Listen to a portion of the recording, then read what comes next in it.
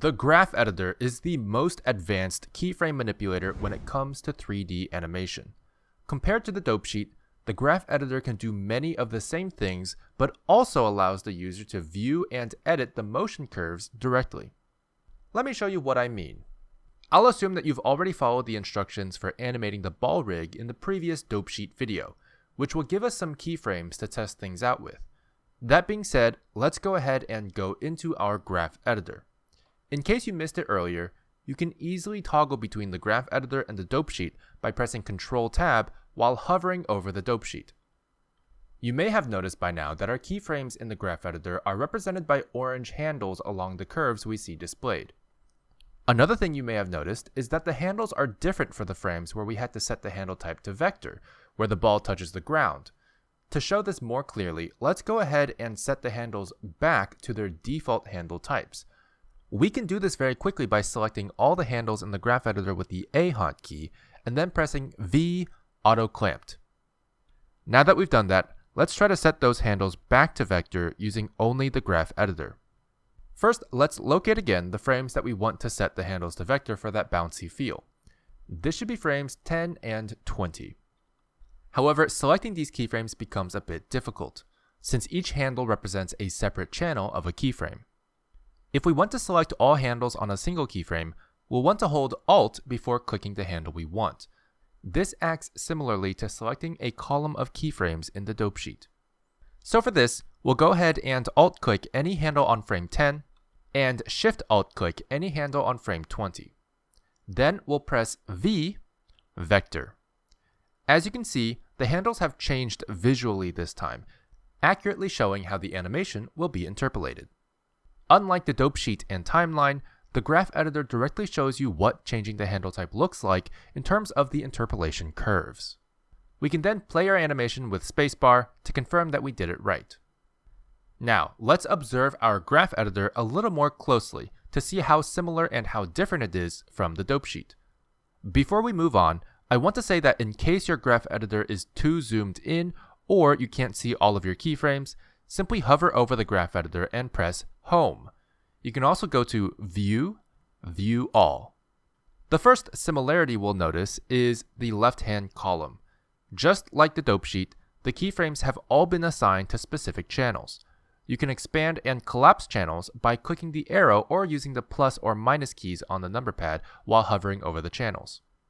However, you might notice that while the channels are listed, there are no rows of keyframes to see which keyframes belong to which channels. In fact, our keyframes have all been transformed into curves, so what do keyframes even look like in the graph editor? Well, keyframes are indicated by the orange handles we've already talked about. You can see them spread out along the curves. And each curve belongs to a channel. To show this, simply left-click any of the channels on the left to highlight the corresponding curve in the graph. To isolate a curve, you can left-click to select it, go to the Channel menu, and select Hide Unselected Curves. For hotkey users, you can press Shift-H. This will hide all other curves for you. To unhide all the curves, simply go back into the Channel menu and select Reveal Curves. For hotkey users, you can press Alt-H. Now, let's go ahead and isolate only the location curves, and try to manipulate our keyframes and curves using the graph editor. As you can see, each of the keyframes in each channel exists on their respective curves as these orange handles, which we can select and transform using the same selection and transformation options we typically have in Blender. I'm going to simply shift left-click a few of these keyframes and start using G, S, and R to transform them. As you can see, moving, rotating, and scaling keyframes are all possible in the graph editor, allowing for very versatile and intuitive transformation of the curves. But what if we select a single handle? Each handle by itself is technically made up of 3 selectable parts: the main body and the 2 handlebars. By default, the endpoints of each handlebar can be transformed as a way to rotate the handle and manipulate the length of the handles, which affect how the curve interpolates between keyframes. You can also select the body and use R or S to rotate or scale both handlebars simultaneously. However, handle transformation differs depending on what handle type we use. For example, the vector handle types we have at the extreme low poses for our ball can be edited individually on each side. It also can't be rotated, as vector handle types must point to the previous and next keyframes. Quick note, when you break an individual handlebar off of its default orientation of auto-clamped by rotating it or dragging it, it will convert the keyframe handle type to aligned. Aligned is when both handlebars are moving together, whereas free is where each handlebar moves independently. Feel free to experiment with other handle types. Another thing we talked about is the interpolation modes. Interpolation modes can also be very easily changed in the dope sheet and timeline, but we never talked about what they look like in the graph editor. Since the graph editor is composed specifically of interpolated curves, the interpolation mode greatly affects how the interpolated curves look. Let's try a few by isolating the Z location curve and selecting all the keyframes by pressing A. We can then go to the keyframe menu, go to interpolation mode, and select constant. As you can see, the constant interpolation mode removes all curve interpolation and simply repeats the previous keyframe's value until it encounters another keyframe. If this looks like a familiar pattern to you, it might be because you saw it in the interpolation mode menu for constant. As you can see, each of the interpolation modes has an icon that represents what the curves look like when in that mode. Feel free to test out these modes to better understand them. Bezier, however, is the default, and we'll be changing ours back to Bezier for now. Now that we've gotten basic curve manipulation out of the way, let's talk about more advanced curve manipulation options, specifically curve modifiers. Curve modifiers are extremely powerful, non-destructive functions that can help you alter and adjust your curves. There are a few, but to demonstrate this, I'm going to show you how to use the noise curve modifier. To add curve modifiers, simply open the right-hand side menu in the graph editor. You can do this by clicking the arrow icon on the right or pressing N. From this right-hand side menu, go to the Modifiers tab.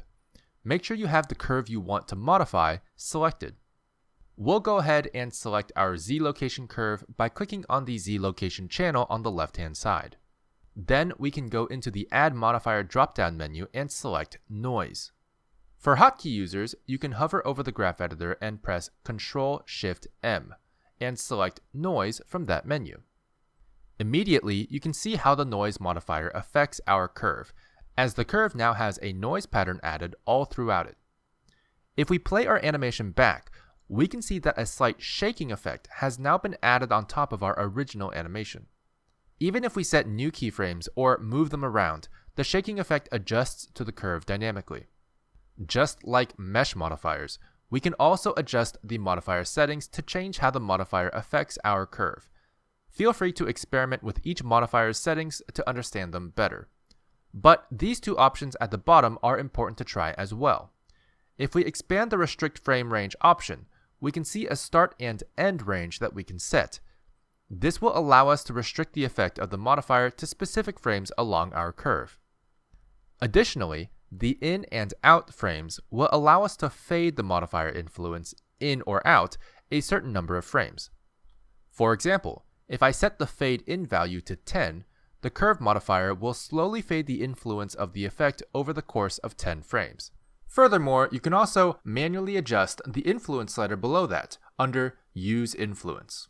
Collapsing either of these options will also disable them. In the graph editor, wrench icons represent curve modifiers, but the only time you see this icon is next to the channel names. That's because this wrench icon is used to toggle on and off curve modifiers for that specific curve for your convenience. Similarly, the checkbox disables the curve's value from affecting the object at all, and the lock icon prevents changes to be made on that curve. I hope this video helped explain what the graph editor can do, what curves are, and how you can use the F-curve modifiers to help you animate. In the next video, we'll be going over cameras in Blender, how to use them, and what they can do.